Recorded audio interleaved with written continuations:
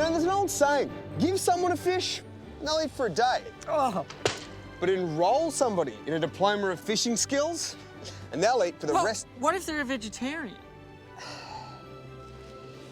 Vocational Education Training, or VET, can set you up with a successful career. But Ow! The hook went in my leg! there are some snags to be wary of. So the VET sector is made up of government-run TAFEs and private colleges. Common courses include diplomas of beauty therapy, of enrolled nursing, and manufacturing and construction. Also business.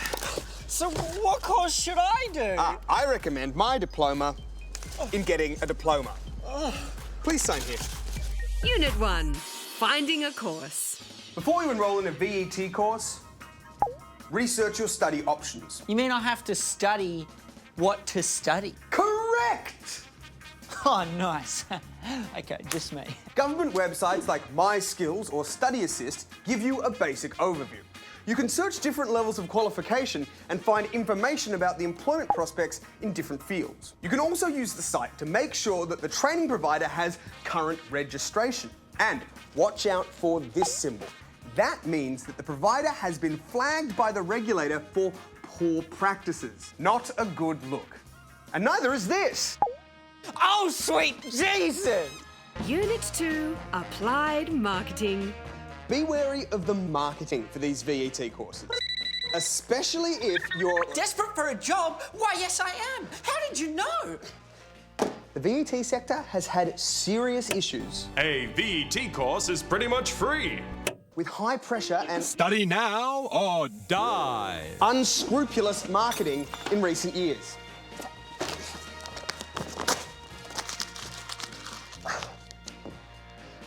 Some work practices, like saying that the third things are free, or offering incentives like A free laptop? Yay! are now illegal.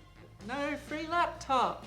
Yay! But that's no reason to get complacent. Marketing VET is big business, and according to Fair Trading, one that you should be suspicious of. For example, one of the biggest college recruiters, Acquire Learning, owns the job website Career One, and they use it to harvest your personal information. I'm pretty sure they can't do that without my permission. Yeah, but you've already given it.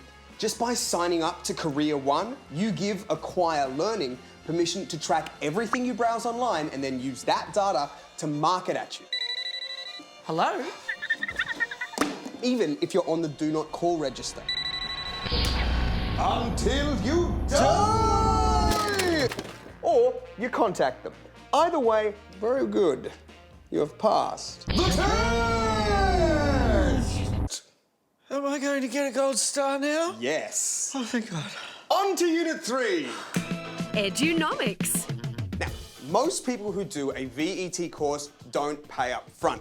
They get a government loan called VET Fee Help, and you don't have to start paying this back until you start earning over $54,000. So am I earning that much? Well, your socks are Subway wrappers and one of your shoes is a dead possum. So... Anyway, these VET Fee Help loans are popular, with the total amount rising from $200 million in 2011 to almost $3 billion worth of loans in 2015. Well, enormous government expenditure can't be wrong.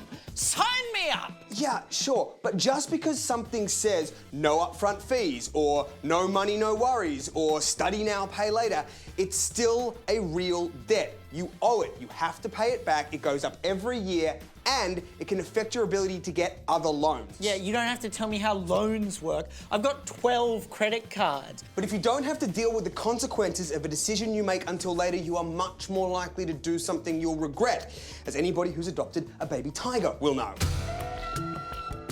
Plus, if your course isn't subsidised by the state government, you will pay a 20% loan fee, which means that you will have to borrow even more money. Yeah? Which means you have to pay back more money. No! Oh. Unit 4, Comparative Pricing 101. Take one of the most popular VET Fee Help funded courses, the Diploma of Business. Now, at the Box Hill Institute of TAFE, it's going to cost you around $6,600. But At the private Australian Institute of Management, Education and Training, the same qualification will cost you $19,900, and you don't need a diploma of business to wonder where that extra $13,300 is going. They do have a better name. Don't be fooled by names. Take Cornerstone Investments that offered a business diploma for $7,000 up front under the name the Australian Institute of Commerce and Language. But under the name the Empower Institute offered the same course for $14,800 VET fee help. But were there differences worth paying for? Well, I don't know. I didn't do the course. But shop around and make sure you compare the public and private options. Consumer Action says many private VET fees are excessively expensive, and there are more fashionable ways to waste a lot of money. It really speaks to me. Unit 5, Homeschooling. Lots of VET courses can be done online from the comfort of your own living room, or bedroom, or Bathroom? I was going to say home office. This is my office. But studying online does have its pitfalls. Fees for many of these online courses are actually no lower than on-campus study. And if you don't actually attend a campus, it's a lot easier to drop off the radar. In 2014, the completion rate for online VET fee help courses was 7%, and in some cases, much lower. But at least if I drop out, then I don't have to pay for it, right? I mean, that's the beauty of quitting. Not quite. Unit 6, The Beginner's Guide to Quitting. There's one thing you need to know about quitting. I know. Winners never quit. Wrong. Winners quit early. What? Find out what your census date is. If you decide you've enrolled in the wrong course and you drop out before your census date, you might not have to pay anything. Same goes for uni too, by the way. Sorry, you missed the cutoff. Oh, but I didn't know! You should get an invoice notice at least 14 days before the census date. If you don't get a notice, you may be able to dispute the charges. But VET fee help courses have at least 3 census dates, and withdrawing before a census date limits what you have to pay. Unit 7, Legal Studies. Unfortunately, even if you do your research, problems might not show up until after you've paid for the course. Like if your instructor's teaching qualifications come from the University of Sydney? Sure, just remember that you are not just a student. You are a consumer of education services who is protected by the Australian consumer law. Which would make the no refund clause in this VET contract illegal? Very good. It also means that education services must be provided within a reasonable time, with due skill and care, and it must be fit for purpose. And remember that, because there are a lot of dubious providers out there. A government audit in 2013 found that 3/4 of all providers didn't meet industry assessment standards. So does this gold star mean anything? No. Just know your rights before you sign up to a VET course. And if you're dissatisfied with it, there should be an internal complaints procedure that you can follow. And if that doesn't work, complain to your local consumer protection agency. But you'll have to catch them first. Ow!